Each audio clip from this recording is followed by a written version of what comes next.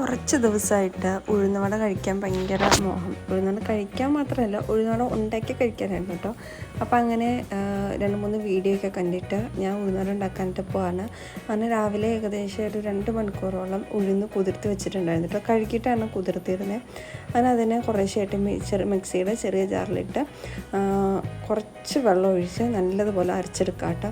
ഇത് അരച്ചെടുക്കൽ നല്ല പണി തന്നെയാണ്. കാരണം നമ്മൾ ഉഴുന്നിലേക്ക് ഒട്ടും തന്നെ വെള്ളം ചേർക്കാണ്ടാണ് മാക്സിമം അരച്ചെടുക്കുന്നത്. അങ്ങനെ അരച്ചെടുത്തതിന് ശേഷം ഇതിനെ ഒരു 1 അല്ലെങ്കിൽ 2 മണിക്കൂറൊന്ന് റെസ്റ്റ് ചെയ്യാനായിട്ട് വയ്ക്കുകയാണ്.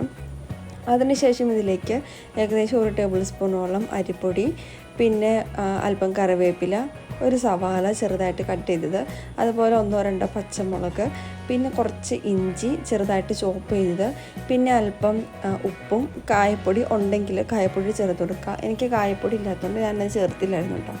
എന്നിട്ട് നല്ലതുപോലെ ഒന്ന് മിക്സ് ചെയ്യുക. അരിപ്പൊടിയും സവാളൊക്കെ എല്ലാം എടുത്തെത്താൻ പാത്രം നന്നായിട്ട് മിക്സ് ചെയ്തെടുക്കണം. അങ്ങനെ നന്നായിട്ട് മിക്സ് ചെയ്തതിന് ശേഷം നമുക്കതിനെ ഉഴുന്നുവടയുടെ ഷേപ്പിൽ എണ്ണയിലേക്കിട്ട് ഫ്രൈ ചെയ്തെടുക്കാം കേട്ടോ. ഞാനിതൊരു തവിയിലേക്ക് ഇങ്ങനെ ഷേപ്പാക്കുകയാണ് ചെയ്തത്. 3 എണ്ണമാണ് ഞാനിങ്ങനെ ഷേപ്പാക്കി ഉഴുന്നുവട ഷേപ്പിനെടുത്തുള്ളൂ. പിന്നെ ഞാനെല്ലാം തന്നെ ഈ സ്പൂണിൽ ജസ്റ്റ് ഇങ്ങനെ എണ്ണയിലേക്ക് ഒഴിച്ചു കൊടുത്തിട്ട് അങ്ങനെ കേട്ടോ ഫ്രൈ ആക്കിയെടുത്തേ.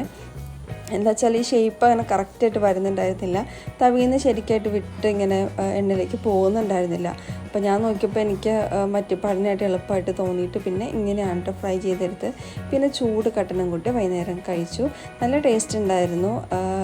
ഫസ്റ്റ് ടൈമാണ് ഉണ്ടാക്കുന്നതെങ്കിലും ഉഴുന്നുവടയുടെ ഒരു സോഫ്റ്റ്നെസ്സും അതുപോലെ ടേസ്റ്റും സ്മെല്ലും ഒക്കെ ഉണ്ടായിരുന്നു. അപ്പോൾ അത്രയുള്ള വീഡിയോ ഇഷ്ടപ്പെട്ടാൽ സപ്പോർട്ട് ചെയ്യാൻ മറക്കല്ലേ. താങ്ക്